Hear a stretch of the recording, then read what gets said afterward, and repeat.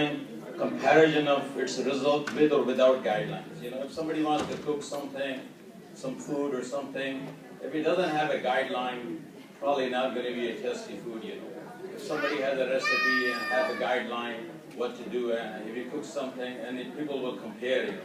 Sometimes you go in any restaurant, you eat somewhere, and then you go and eat other restaurant, you try to compare, you know. That restaurant is very good, and this restaurant has, the quality is this, and all those things. Because why human being always think about some sort of guideline, some kind of principle, how he does actually. So it's very important for a human being to have a guideline, okay? Whether it's the food or any other part of things, you know. Comparison, life with or without dawah, just like the cooking experience. It's exactly the whole idea is why we have the importance of dawah is the guideline from how can we bear to see people heading towards the worst result. You know, without the guidelines, people have no knowledge and they can lead to themselves into destruction. And for example, if you are driving a car and if you are not driving seriously, so you might end up with accident. If you do not have a map to where to reach, you might go and take exit and you could lost your way. So this is exactly the whole thing, is that every walk of life you need to have a guide. Now when we are today we're talking about specifically the people who are very important for us to convey the message, because a large number of community within Muslim and non-Muslim community, they subscribe to the idea that there is no God and they don't believe in things, or there is a God or there is no God. There's a lot of people in that confusion, and not only Muslims, our youth and the general community, but there are a lot of non-Muslims also in the same category.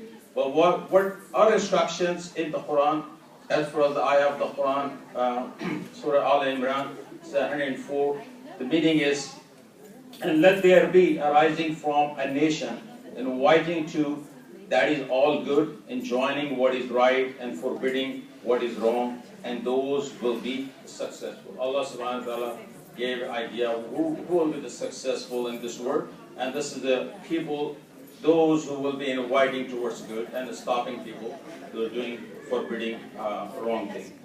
In other words, actually, it's also, you are the best nation, Allah says, produced for mankind. So we're not produced for ourselves or our community, we produce for mankind.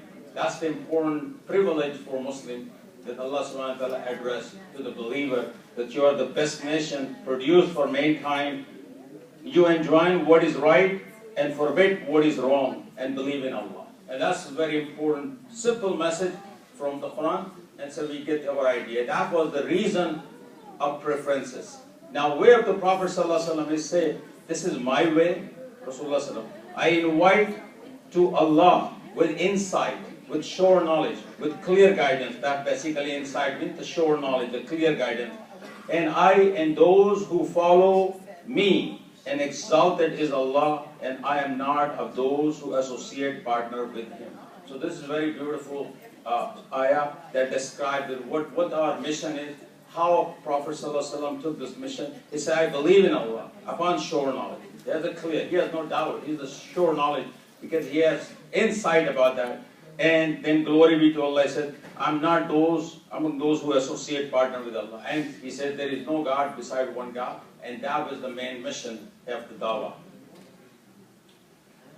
And Sahih Muslim, it's stated that Prophet ﷺ sending Ali radiallahu anhu to the Khaybar, one of those expeditions, said to him, by Allah, that Allah guides one person through you will be better than possessing the best cattle. There are many hadith about the benefits of dawah. Even one of the hadith said it's better than to have talk about the red camel. The red camels of those days are very novelty. So he's just trying to give the reward of dawah is enormous. And there are many hadith regarding the benefits of that. In hadith narrated by Abu Umama, Prophet ﷺ said, Allah and His angels and the inhabitants of heavens and earth, and even the ant in its hole and the whales in the sea, pray for one who teaches people what is good. This is exactly about the person who seeks knowledge and distribute knowledge or convey the message of Allah. That's how the creation of Allah pray for him. Now we're going to take these were our general message today, but today now we're going to define this category of people who think what we have to define them, who those people are. Atheists generally, you will see somebody will say, one who believes that there is no God. Now he just flatly say there is no God. And the other category of people will say agnostic. The word agnostic you must have heard. This means one who thinks it is impossible to know whether there is a God. This is different than this, almost the same. But what this guy says, one who thinks that it is impossible to know whether there is a God. Now the first one said there is no God. The second one said he's like a 50-50. He's not sure about it. He's on the doubtful condition. Now there is one also, a category of people called deists. You must have heard it. What is that? Anybody knows? What is deist is? One is the atheist, one is the agnostic, and the third one is deist. Deists are the people who believe in one God, who believe in God, who believe in the Creator, but they don't believe in revelation. And most of the founding fathers in America, those who made the Constitution, almost they were all deist people. But they believe in God. You know, that's why you have a dollar bill saying, God we trust. But what God revealed to mankind as a guideline, oh, we don't care about that. That's the difference. They take the knowledge from everywhere, even from the Quran, from Bible, from things, from Buddhism, from things. They got all the good knowledge they can use it. But they do not subscribe to the idea that the God reveals the guidance. Christianity, they believe in the guidance of God because they say that the Bible is their book, a revelation from God. The Jewish people, they believe there is a revelation from God. Muslims believe the Quran is a revelation from Allah. So that we are making a difference here. When we talk about believer, the believer who believe in God and believe in the message and the revelation and the prophet and messenger. So in that perspective, Christianity, Judaism, Islam, they have some set of guidelines for that. We can differ about what guideline to follow as the last message from the Prophet ﷺ, but at least at the total picture about the believer in that sense, we can take into consideration these are the people that call themselves as a believer. Now the agnostic and atheist, where they came from, they're just born in our society. They live in our houses. They are our friends and family members. They're confused about religion. They're confused about God. And some of them have said, I believe, but I'm not sure. Some say, I don't believe at all. But what their logic is, why they think like that? What could be the reason? Anybody want to share something interactive? Why people think like that? There is no God. Or they are not sure about it. Why makes them think like that? Anybody wants to participate? You know, brother, a lot of those people, they question everything. Everything. It's a good thing. Question is good. But they bring doubt to them. Okay. Yeah, their questions bring doubt. Oh. Because they don't accept the answers. You see, well, a lot of times, if you interview a lot of atheists, they're not dumb. They're educated people. And some of them are PhDs, some people are scientists, some are scholar, mathematician. You know, they're not just ordinary dumb people. They're knowledgeable people. In this country, you see, there's a lot of very, very educated people. But why they believe that there is no God, or they're confused about that? I'm not talking about deists. Deists still believe in God, but they don't believe in revelation. That's different.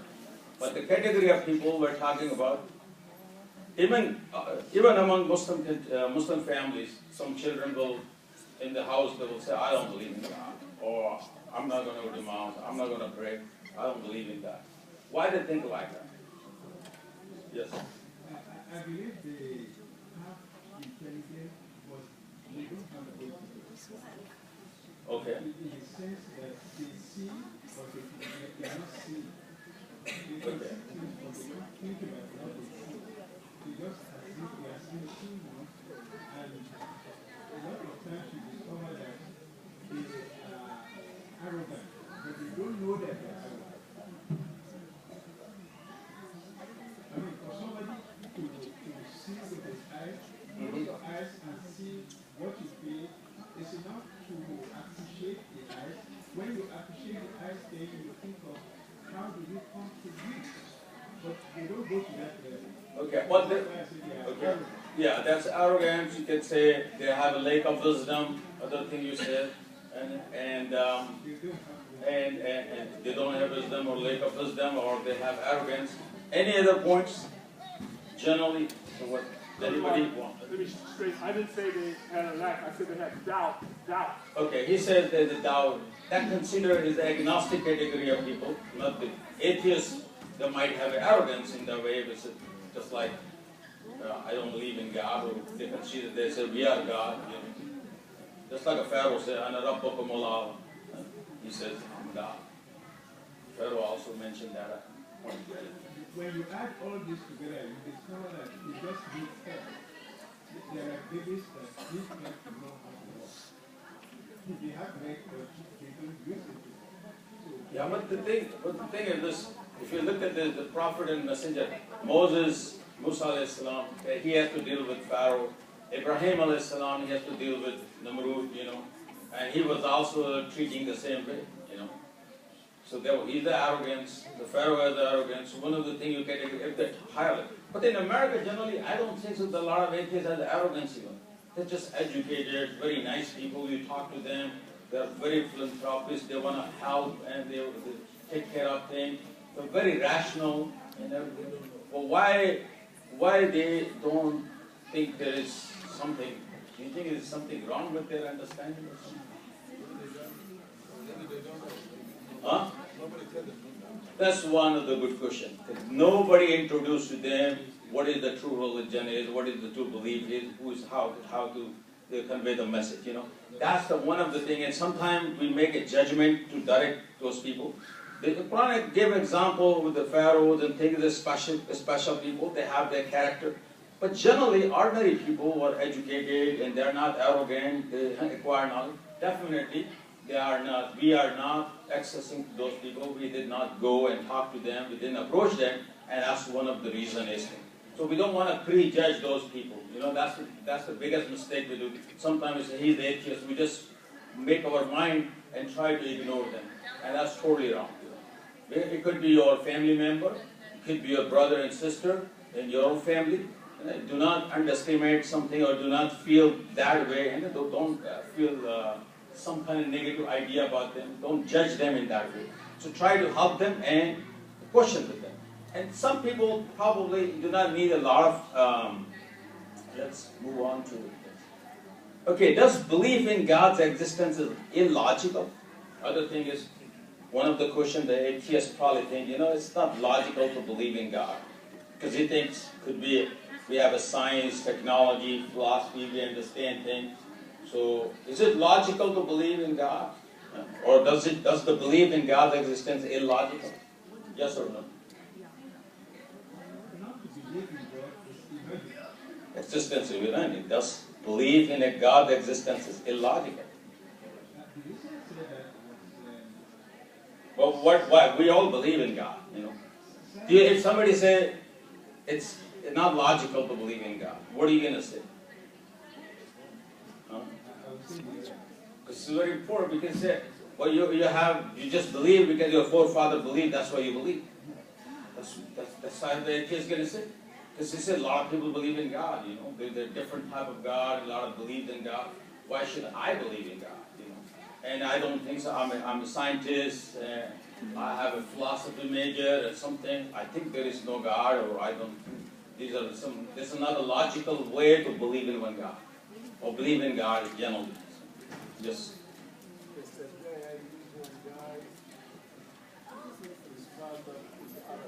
Uh-huh. Okay.